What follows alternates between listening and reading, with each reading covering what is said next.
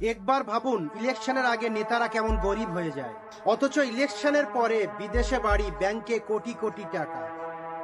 এটা কি ম্যাজিক নাকি হ্যারি পটারের জাদু? এখন শুনুন একদম সত্যি কথা।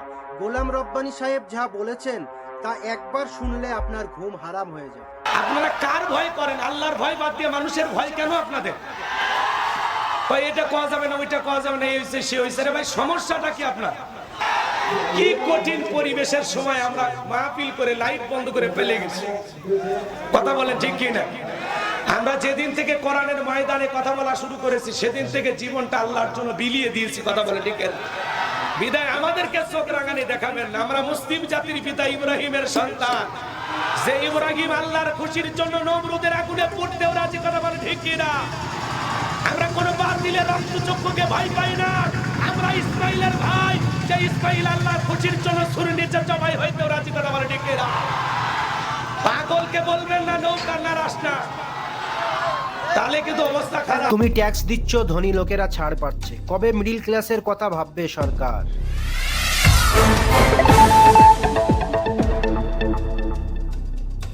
তোমার টাকা তুমি খরচ করছো নাকি ওরা তোমার টাকা নিয়ন্ত্রণ করছে? নারায়ণ মূর্তি যদি 800 টাকার জুতো কেনে 12% জিএসটি, তুমি যদি 800 টাকার জুতো কেনো 12% জিএসটি। কিন্তু কষ্ট কাকে বেশি? ট্যাক্স সবার জন্য সমান, কিন্তু বোঝা? দুধ কিনলে ট্যাক্স, দই কিনলে ট্যাক্স, আটা কিনলে ট্যাক্স, ডাল কিনলে ট্যাক্স। সরকার বলেছে ট্যাক্স সবাই দেয়, কিন্তু বোঝা কাদের বেশি? আপনি কি জানেন দেশের 1.6% মানুষ দিচ্ছে 30% ট্যাক্স?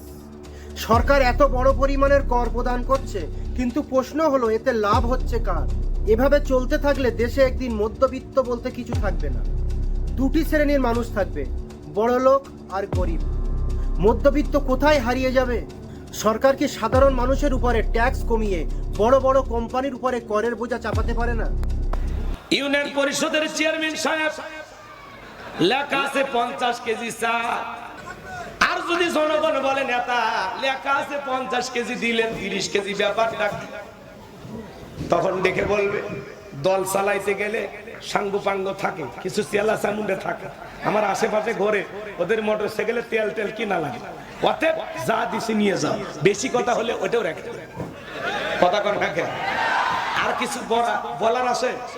ধরেন বরাদ্দ আসছে 2000 বস্তা, 1000 বস্তা আগেই যদি বিক্রি করে, কিছু করার আছে ভাই? এমন নেতা আছে নিজেই মাদকের ব্যবসা করে। কথা বলে ঠিক না? নেতা ব্রিজে ঢুকানোর কথা, রড ঢুকে দিছে, বাস ব্রিজ উদ্বোধন করার আগে রুকুত চলে গেছে। কি বলেন? রডের টাকা যে মেরে খাচ্ছে, ফেরেস্তারে লিখবে না?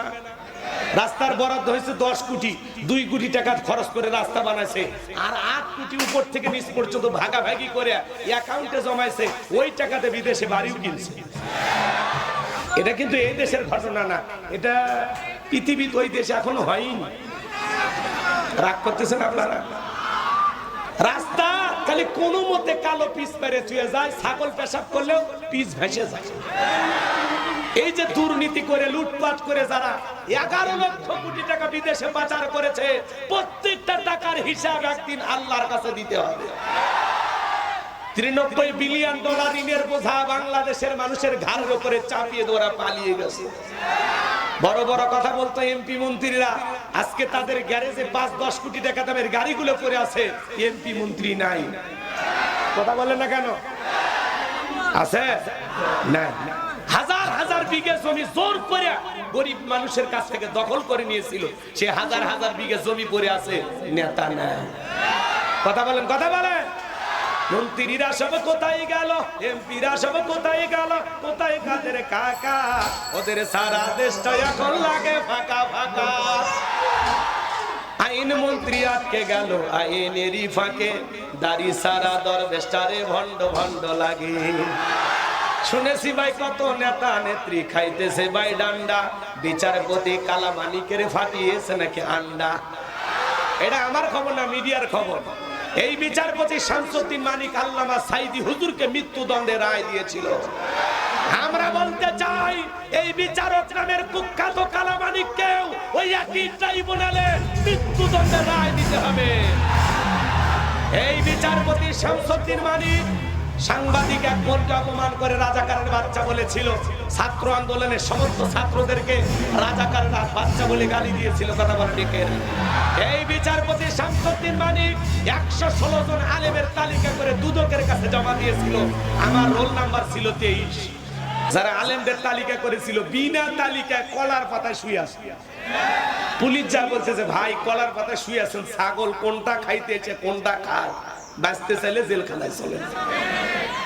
আমাদের বাংলাদেশের প্রধান বিচারপতি তিনি সহ বেশ কয়েকজন বিচারক বলেছেন যে এই বিচারক মানিকের যে কলার পাতায় শুয়ে থাকা ছবি, এটা প্রত্যেকটা আদালতে, প্রত্যেকটা কোর্টের বারান্দায় যে বিচারকেরা বিচার করে তাদের পিছনে ছবিটা ঝুলিয়ে রাখা উচিত। এই ছবি দেখে যেন তারা বোঝে ন্যায় বিচার করলে বেঁচে যাবে, আর অন্যায় অপরাধ করলে কলার পাতায় হয়ে থাকবে। কথা বলে ঠিক কি না? বিচারকের নামে যারা এই দুনিয়ার জমিনে নিরীহ মানুষের বিরুদ্ধে উল্টাপাল্টা রায় দেয়, বিচারকের নামে যারা এদেশের সাধারণ মানুষকে বছরের পর বছর মিথ্যা মামলার আসামি বানায়া মিথ্যা রায় দিয়া একটা নিরপরাধ মানুষকে ফাঁসিয়ে দেয়, মনে রাখবেন বিচারকেরা যারা উল্টাপাল্টা বিচার করবে দুনিয়ার আদালতেই দেখেন কাঠগড়ায় দাঁড়াইতে লাগতেছে, আল্লাহর আদালতে ওদের কি বিচার হবে সময় বলে দেবে। কথা বলেন ঠিক কি না? আল্লাহ যেন সমস্ত বিচারক যারা এই দেশে আছে ন্যায় বিচার কায়েম করার তৌফিক দান করেন। চিল্লা বলেন আমিন। ফলকের ঝলক গেল, ফলকের ঝলক গেল, থামিয়ে নেটের চাকা, কোন লাগে ফাঁকা ফাঁকা। কোথায় গেল সংসদেতে মমতাজের গান, কোথায় গেল হযরত বলা স্বামী মুসলমান।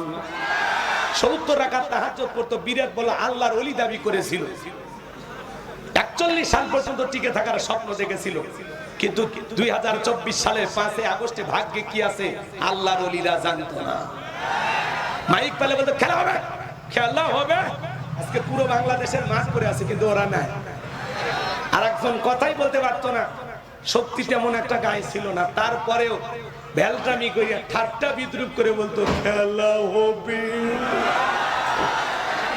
আছে উনি আছে, সব পালাইছে। একে প্রধানমন্ত্রীর থেকে শুরু করে এমপি মন্ত্রী, আমলা কামলা, নায়ক গায়ক, পেওন, এমনকি ইউনিয়ন পর্যায়ের নেতা কর্মী পর্যন্ত পালিয়ে গেছে। পৃথিবীর ইতিহাসে এমন পতন আর কারো ঘটনি। কথা বলে ঠিক কিনা? বিশ্বাস করেন, আমি বলতে চাই না, বলতে হলো। ডাক্তারেছে তাহলে নেতা যা করতেছে ফেরেশতারা লিখতেছে, জনগণের হক বুঝাইয়া দিলে তার পুরস্কারও পাবে। আর জনগণের সাথে 2 নাম্বারই করিয়া নেতা যদি পেট নীতি রাজনীতি করে, নির্বাচনের আগে সাইকেল কেনার টাকা নেই, মোটর সাইকেল কেনার টাকা নেই, আর নির্বাচিত হইয়া গাড়ি বাড়ি, বাপ রে বাপ, খালি রংপুরে বাড়ি না ঢাকায় পর্যন্ত বাড়ি কিনছে। এমন নেতা আছে বিদেশে বাড়ি, কানাডা আমেরিকায়, টাকাকে জিব্রাইল দিয়ে গেছে। মানুষ চাই যেই দলেরই হোক সৎ মানুষ আমাদের নেতা হবে। ওই যাত্রার পিছনে স্লোগান দেন না, বল্টু ভাইয়ের চরিত্র ফুলের মতো পবিত্র, নামাজ পড়ে 1 ওয়াক্ত, গাঁজা খাই 5 ওয়াক্ত, ঘুমচুরিতে পাকা পোক্ত, শয়তানের 1 নাম্বার ভক্ত, হুজুর যেজন খুবই শক্ত, চুষে খাই গরিবের রক্ত। পোস্টারে লেখা আছে গরিবের বন্ধু, ভোট দিয়ে দেখেন গরিবের কয় নাম্বার সত্য। একটা বয়স্ক ভাতার কার্ড নিবে গেলেও 1000 খায় আছে না? না আমার ভাইরা চলেন সামনের দিকে যায়। তাহলে নেতা যা করতেছে জনগণের সাথে আল্লাহর ফেরেশতা দেখতেছে, লিখতেছে। কথা বলেন ঠিক কিনা? খালি যুবকেরা যা করে আল্লাহর ফেরেশতারা দেখেও না, লেখেও না। আমাদের কি ন্যায্যকর ব্যবস্থা দাবি করা উচিত নয়? তুমি চাইছো গরমের দিনে একটা ফ্রিজ কিনবে, একটা ফ্রিজ কিনতে যাবে, সেখানে 18% ট্যাক্স। ভাবছো সব কিছু ফেলে একটা মুভি দেখতে যাবে, মুভির টিকিটে 12% ট্যাক্স।